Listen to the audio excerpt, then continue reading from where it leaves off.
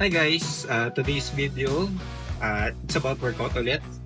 Patatapos lang ng workout dito sa Awaken Gym and Saturday talagang full force ang energy namin and we're coaching si Coach Julio.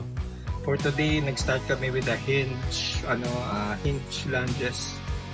Yun yung warm-up namin and after that, exercise na agad. So, I did several exercises to strengthen my upper body. Shoulders, kagaya ng surge squats, nag-Nordics ako. So Nordics naman yung nagpo-fall na ganun.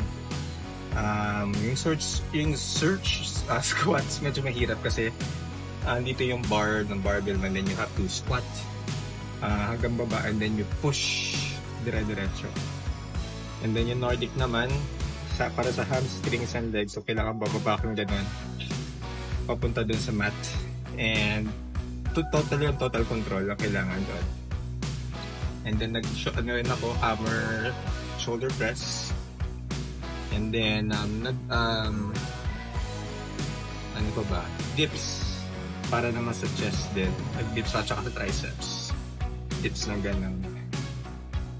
Mahirap siya kasi dati hindi ko magawa yung ganun dips pero with the guidance of Coach Julio, dire-diretso ko siya nagagawa. Naka-straight dips na ako. Dati assisted pa pero ngayon dire-diretso na. And then after that, face pull, abs.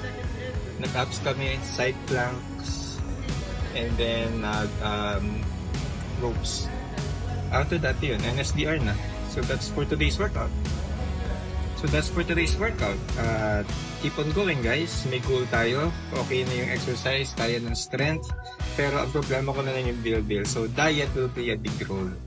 So that's it for today's video. Thank you very much for watching. Sana ma-inspire kayo ma-inspire mga kapwa ko dito mag-workout pa rin. Kasi tumatanda na tayo, kailangan palakasin ng katawan. Yun lang. Sige. Tito D, peace out.